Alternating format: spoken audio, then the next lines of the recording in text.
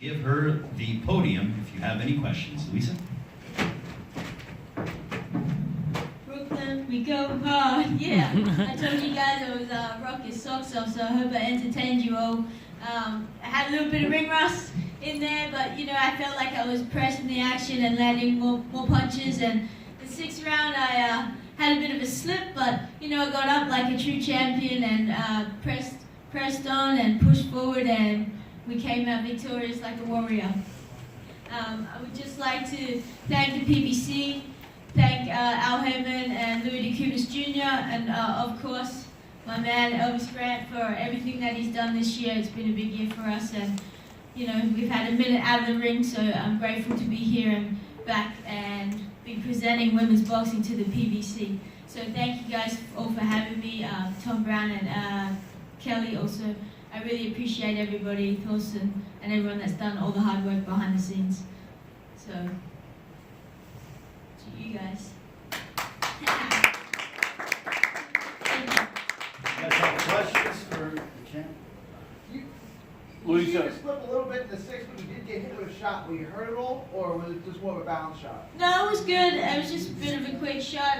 You know, Elvis has always told me just to stay calm and stay down, and then, you know, don't jump up straight away. So I was just listening to him from the corner, and we were good. Louisa, when you get dropped, most fighters we see sometimes panic, they start worrying. How did you keep your composure through those rest of the rounds and not worry about, oh crap, you know, I'm down a round, down now 2 rounds, and you know, you're just pressing the action, getting caught more of the shots? I think, you know, you just get up like a true champion and continue to focus on what you're doing. Like I said, I always had Elvis, like, if you ever get dropped, you know, just stay down, stay relaxed, look at me, and, you know, get back up before, you know, and just continue. But I feel like it pushed me to push the pressure even more and land some more heavier shots to the body, which were landing as Wash was holding me, so. Congratulations on the victory.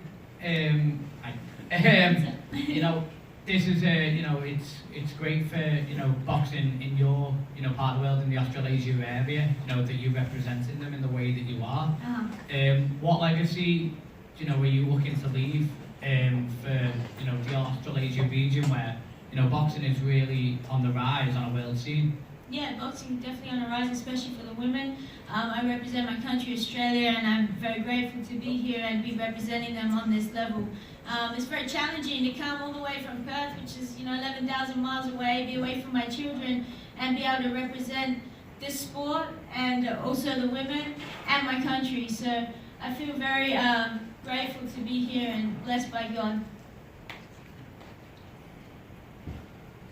Louisa, I gotta ask the question that everybody asks the female fighters: is mixed martial arts to be part of it? And we see that women's boxing still is behind in pay, they're behind in TV ratings.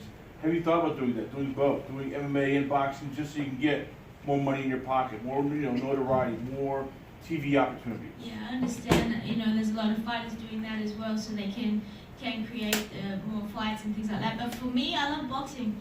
I don't know, I'm just so drawn to it. I'd rather just stay focused on the one. I've only been boxing for a short time, just a little over 5 years, so I've accomplished a lot in that time. You know, I really believe that women's boxing is really on the rise, and they're starting to pick up. You know, there's a lot of great women out there fighting and showcasing and putting on fights of the nights, and you know, we always steal the show because people are very excited to see something different, and we're an attraction to such a big card because, you know, they put on a lot of great guys, and then they slip in a good female fight in there, and it's an attraction, and people are attracted to watching it. And we always bring a lot of energy, so. Would you be in favor of women in the league title fights going to 12 rounds? Because it was a great fight, but it seems like, you know, there should be championship rounds like 11 and 12. Would you be in favor of women title fights moving to 12 rounds? You know what, I'm in favor for whatever's going, for whatever it needs to be. I'm just got to do what I got to do. So to me, it doesn't really make much difference. You know, if everybody wanted it, then that's what it would be. Just like the 2-3 minute rounds, it's the same thing.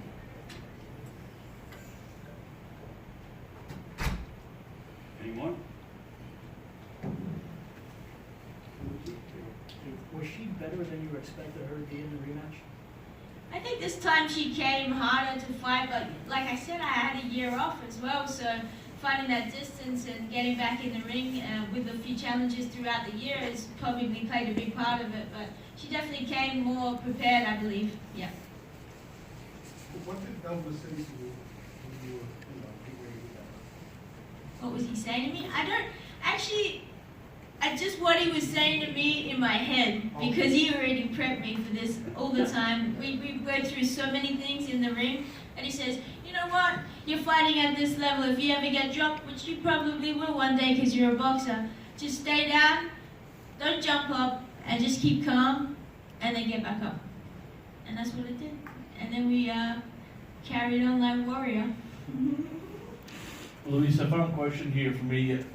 How much pressure do you put on yourself? Because as you said, you're representing your country, you're representing women, you're representing women's boxing, which is for years been sort of in the shadows. How much pressure do you put on yourself to have not just a win, but a great fight, great performance every night, so that the people behind you get a better chance, so that the women behind you can, get a step up, get more pace, so that you can make it easier for those coming right behind you?